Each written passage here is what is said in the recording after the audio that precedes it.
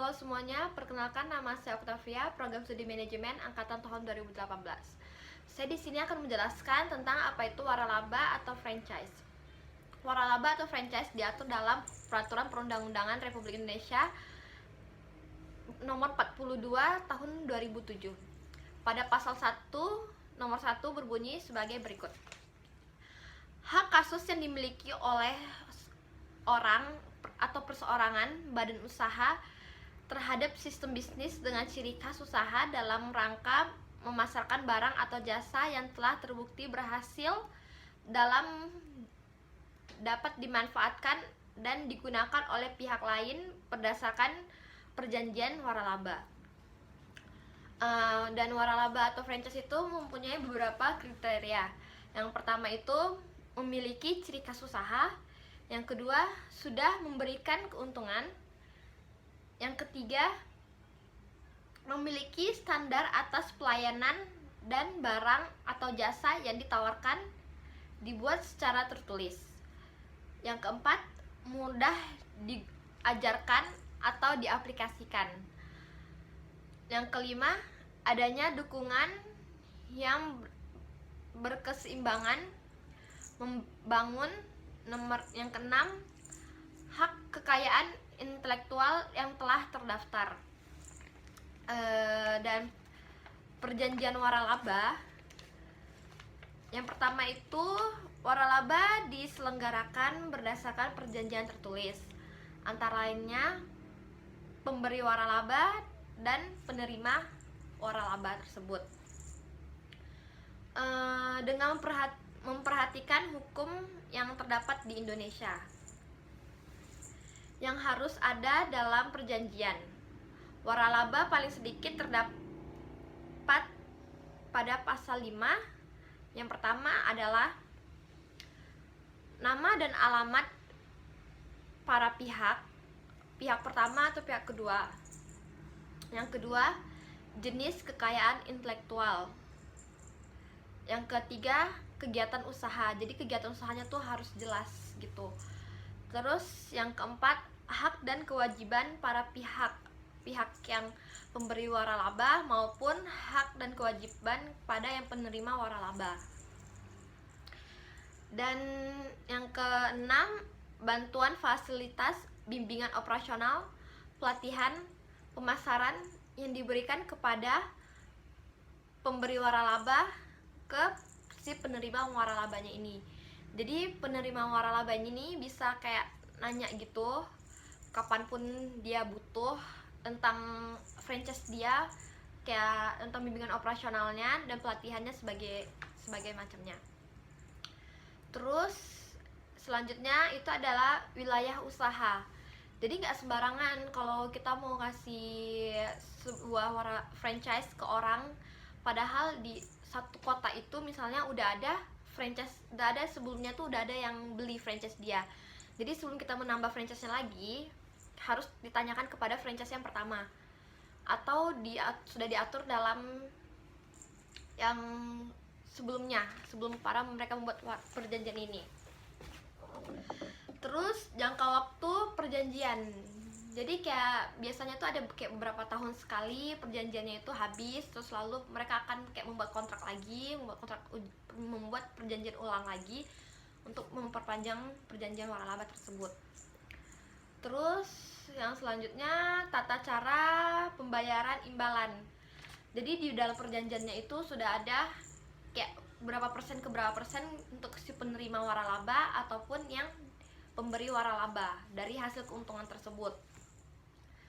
Lalu ada kepemilikan perusahaan dan hak ahli waris.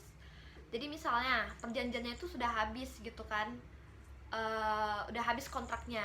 Jadi ada yang kontraknya tuh bilang, di kontraknya tuh tertera kalau perjanjian udah habis berarti franchise itu sudah punya kita aja, jadi kita nggak usah bagi hasil lagi kepada yang pemberi waralaba itu, tapi kembali lagi tergantung kepada pihak-pihak tersebut. Lalu penyelesaian sengketa. Lalu yang terakhir ada tata cara perpanjangan, pengakhiran, pemutusan perjanjian. Harus tertera kayak gimana cara untuk mengakhiri perjanjiannya itu, ya kayak seperti yang saya bilang tadi, kayak misalnya berapa tahun sudah berakhir gitu kan, udah perjanjiannya udah nggak ada, jadi dia bisa kayak memutuskan perjanjian itu, jadi dia bisa membuka usaha itu tanpa harus membagi hasil lagi gitu, dan harus gak usah lagi memberikan lagi hasilnya, membagi gitu. Terus dan yang ini ada kewajiban memberi waralaba. Yang pertama itu, pemberi waralaba harus prospektus penawaran waralaba kepada calon penerima waralaba pada saat melakukan penawaran. Yang kedua, prospektus yang dimaksud pada ayat 1 memuat paling sedikit mengenai yang pertama, data identitas pemberi waralaba. Kayak data-datanya tuh harus jelas, data-data perusahaannya, data-data pemberi waralabanya, data-data orangnya, perseorangannya itu harus jelas. Lalu ada legalitas pemberi usaha waralaba. Jadi sebelumnya itu kita pemberi waralaba ini nggak bisa, kalau misalnya tuh nggak legal gitu, itu bisa diikat dalam peraturan hukum ya. Yang ketiga, sejarah kegiatan usahanya. Jadi harus jelas sejarahnya dari awal sampai akhir, kayak dari sejarah dia membangun, membuat merek, daftarin merek dia, dan tentang dia perjalanan, story perjalanannya. Yang keempat itu adalah struktur organisasi pemberi waralaba. Struktur organisasi yang disebut itu kayak misalnya ada CEO-nya, ada staff-staffnya, ada yang kayak membantunya gitu. Itu ya struktur yang mudahnya saja. Lalu ada laporan keuangan 2 tahun terakhir. Jadi laporan keuangannya itu harus jelas di 2 tahun terakhir. Yang selanjutnya, jumlah tempat usaha. Jadi sebelum pemberi waralaba ini memberikan franchise ke pihak yang lain lagi, jadi harus jelas tempat-tempatnya di mana saja. Nggak mungkin kan di satu tempat itu udah ada sebelumnya udah ada merek dan restoran, misalnya restoran kita sebut restoran tersebut gitu kan, dia kan nggak etis banget gitu. Terus hak dan kewajiban pemberi waralaba dan penerima waralaba. Pas itu hak dan kewajiban tuh kayak ada tergantung kepada yang mereka perjanjian awal lagi ya gimana.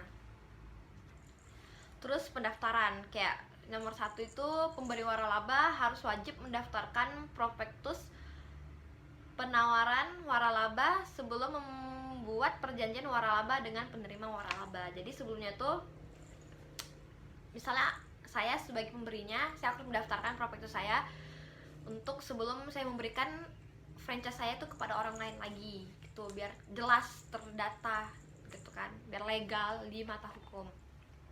Dan yang kedua, prospektus penerima waralaba dapat diberikan pada yang menerima kuasa. Perjanjian waralaba harus sudah ditandatangani pada yang sudah diberikan kuasa gitu. Kayak misalnya saya memberikan kuasa kepada si A, dan si A ini di surat itu udah ada tanda tangan. Kalau saya tanda tangan dan si pihak yang A ini juga tanda tangan, jadi jelas gitu. Terus selanjutnya ada pembinaan dan pengawasan. Pembinaannya, pengawasan disebut ini kayak misalnya sebelumnya kan kita sudah, misalnya kita memberikan satu hak paten, hak merek itu kepada pihak yang lain, nggak mungkin kita langsung kayak semata-mata menutup mata langsung nggak langsung kayak gimana ya, nggak langsung oke gitu, udah biarin aja gitu kan. Pasti kita harus memberikan kayak bimbingan lagi kayak gitu, memberikan pengawasannya lagi supaya dia tuh berjalan dengan sesuai SOP yang sudah ditentukan sebelumnya. Yang pertama itu pemerintahan dan pemerintah daerah melakukan pembinasaan waralaba. Yang kedua, pembinasaan sebagaimana dimaksud pada ayat 1 antara lain yang pertama itu pendidikan dan pelatihan waralaba, kayak seperti yang saya ngomong tadi, pendidikan dan pelatihan waralaba. Sebelumnya kalau kita sudah memberikannya itu, kita nggak mungkin kayak menutup mata langsung bilang udah selesai sampai situ aja, apa kita harus memberikan bimbingan lagi. Terus yang kedua, rekomendasi untuk memanfaatkan secara persetaraan. Kayak kita tuh kayak merekomendasiin ke pihak pertama tuh kayak rekomendasiin kepada pihak keduanya, kayak kita tuh harus gimana tentang menjalani usaha tersebut gitu. Yang ketiga, rekomendasi untuk mengikuti pameran waralaba baik di dalam maupun luar negeri. Kayak misalnya ada event-event tertentu, kita sebagai pihak pertamanya pasti kita sudah harus memberikan kayak info kepada pihak-pihak lainnya, kayak pihak-pihak yang kita udah memberikan franchise tersebut untuk mengikuti